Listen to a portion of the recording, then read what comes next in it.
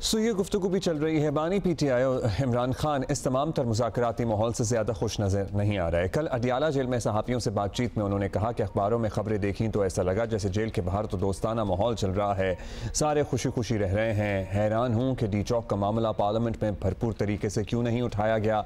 लेकिन मामला सिर्फ बानी PTI तक महदूद नहीं है। हुकूमती और अपोजिशन की कुछ शख्सियात अब भी ऐसी हैं जो सियासी कशीदगी के माहौल से शायद बाहर नहीं निकल रही हैं, लेकिन दोनों जानिब की संजीदा और तजर्बाकार क़यादत को अब इस बात को पूरी तरह समझ लेना चाहिए कि इसके अलावा और कोई चारा भी नहीं है। लड़ाई से ना पहले कुछ हासिल हुआ है ना अब कुछ मिल सकेगा। हालात यही रहे तो जमहूरियत के परिंदे की चोंच और दुम पहले ही गायब हो चुकी है।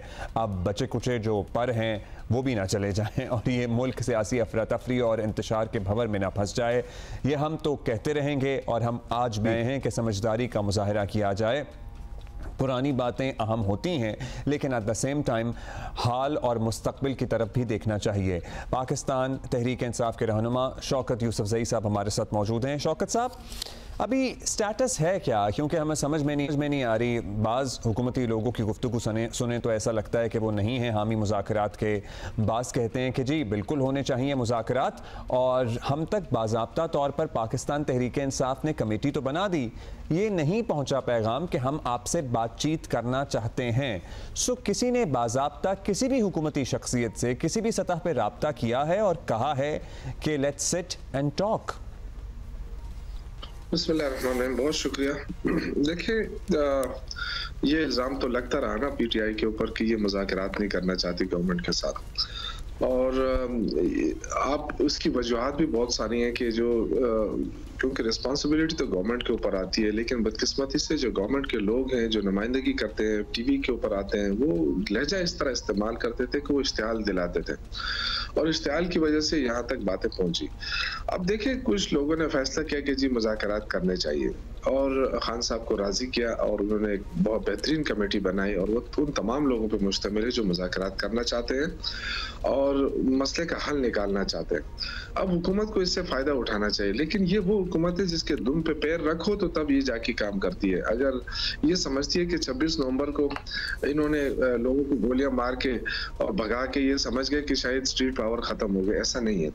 ये दोबारा फिर स्ट्रीट पावर शुरू होगी तो फिर जाके ये मानेंगे, अदरवाइज हम ये मौका है। शौकत साहब, आपने दुम पर पैर रखने की भी कई मरतबा कोशिश कर ली, कोई हासिल हुसूल हुआ नहीं।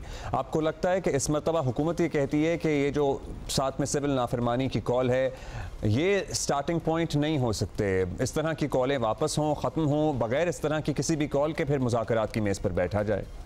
देखिए, ये तो देखिए अपोजिशन का काम ये होता है कि जाहिर है उसका तो यही बस चलता है ना कि वो अपने सियासी जदोजहद करिए। एक सियासी जदोजहद होती है। अब सिविल नाफरमानी की काल से पहले कमेटी बन गई है और कमेटी बनने के बाद ये कहा गया है कि जी अगर मुज़ाकरात शुरू होते हैं तो हम अपने काल वापस ले लेते हैं, अगर नहीं होते अब ये हुकूमत की रिस्पॉन्सिबिलिटी। उनको क्या लगता है, अगर उनको ये अच्छा लगता है कि जी सिविल नाफरमानी का तारीख शुरू हो जाए तो ठीक है, हमें तो कोई एतराज़ नहीं, हम तो सियासी लोग हैं, हमारे पास और कोई चारा नहीं है। हम अगर पुरअमन एहतजाज भी करें तब भी हमें मारते हैं, अगर हम पुरअमन धरने के लिए जाते हैं तब भी हमें मारते हैं, तो बस मार रहे हैं तो मारें जितना शौकत साहब, जितनी मुश्किल से इस मुल्क की मईशत संभली है, आपको लगता है कि सिविल नाफरमानी की कॉल सियासी जद्दोजहद के ज़ुमरे में ही आती है और मुल्क और स्टेट को नुकसान पहुंचाने की हद नहीं क्रॉस करती?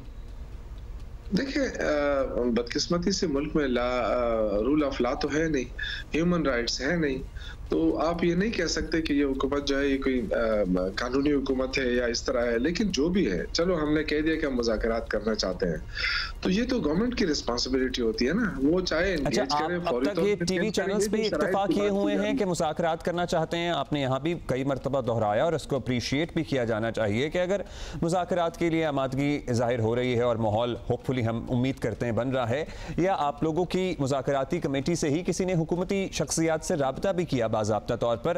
राना सना ऑफ द रिकॉर्ड भी कह रहे हैं, थोड़ी देर में हमारे साथ भी होंगे, वो कह रहे हैं कि कमेटी तो बना दी है लेकिन हमें नहीं कहा किसी ने कि हमने आपसे बात करनी है। देखिए, इनकी तो सारी हुकूमतें टॉक शो पे चलती है, तो ये कैसे इनकार कर सकते हैं कि जी इनको पता नहीं है। अच्छा। देखिए, पहले तो यही टॉक शो में आके हम पे इल्जाम लगता था ना कि ये मुज़ाकरात नहीं करना चाहते, हालांकि हमारे बहुत सारे लोग मुज़ाकरात के हामी रहे हैं, लेकिन इन्होंने कभी इस तरह वो नहीं किया है। अब भी ये देखें, एंगेजमेंट होती है, अगर ये एंगेज कर ले अपोजिशन को तो कमेटी बनी है, सबको पता चल गया है। अब ये कोई वो नहीं है, वो दौर नहीं है कि हमें पता नहीं था। अब जाहिर है अगर 7 नाफरमानी की तारीख शुरू हुई तो वो भी तो हमने अनाउंस किया ना, जिस तरह ये अनाउंस किया इस तरह ये कमेटी अनाउंस कर दी। पहले इनका गिला था, ये बात नहीं करना चाहते थे हमसे।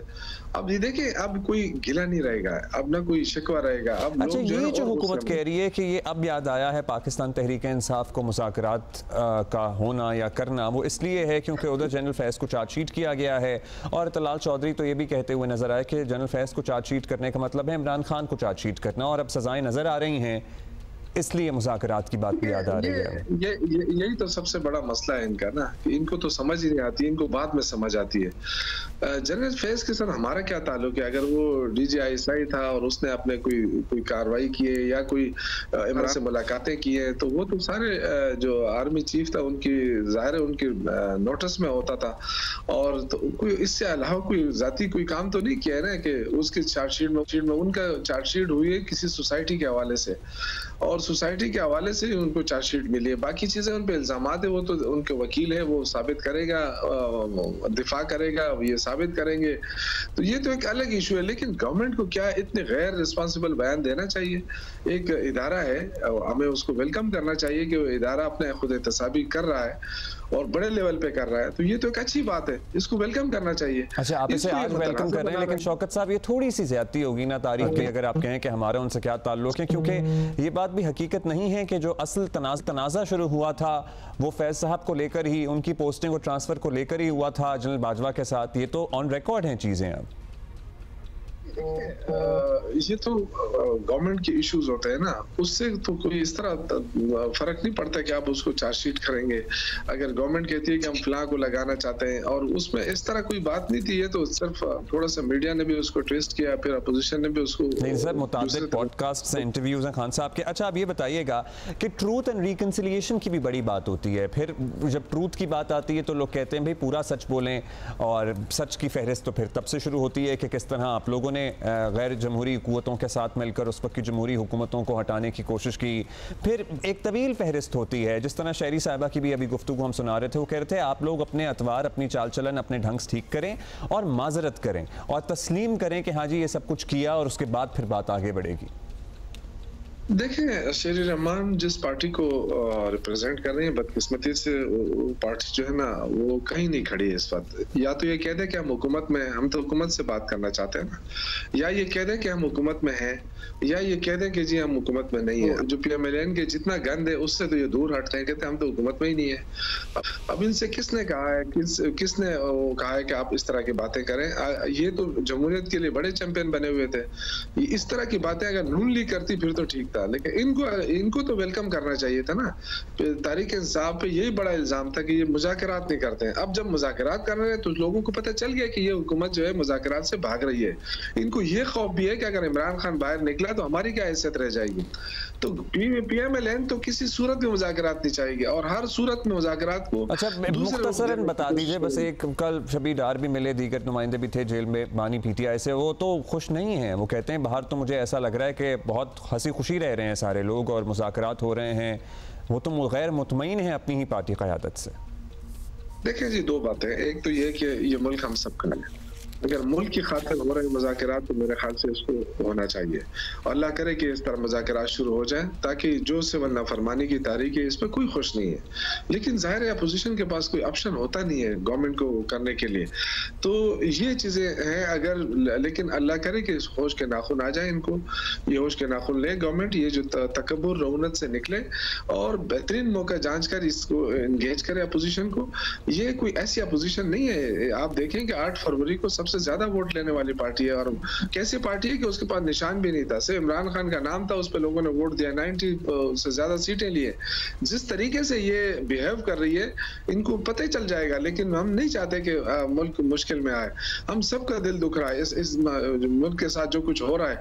लेकिन ये बात कि जी आप ह्यूमन राइट्स को बहाल नहीं करेंगे, लॉ और रूल ऑफ लॉ नहीं होगा, जो मर्जी के फैसले वो आप करेंगे, इस तरह मुल्क नहीं चलता। कब तक आप अपने इख्तिदार को बचाते रहेंगे? सिर्फ इख्तिदार बचाने के लिए। बहुत शुक्रिया शौकत साहब, आप कह रहे हैं कि कोई भी खुश नहीं है, आप वक्त देते हैं हमें, शुक्रिया उसके लिए। आपने कहा कि कोई खुश नहीं है सिविल नाफरमानी की कॉल पे, लेकिन इसके अलावा कोई चारा नहीं है। सो ये बात इस्टेब्लिश ज़रूर हो गई है कि उन्होंने कहा कोई भी खुश नहीं है, इवन पीटीआई में भी खुश नहीं है सिविल नाफरमानी की कॉल पे लोग। तो क्या सिर्फ बानी पीटीआई ही खुश हैं सिविल नाफरमानी की कॉल पे?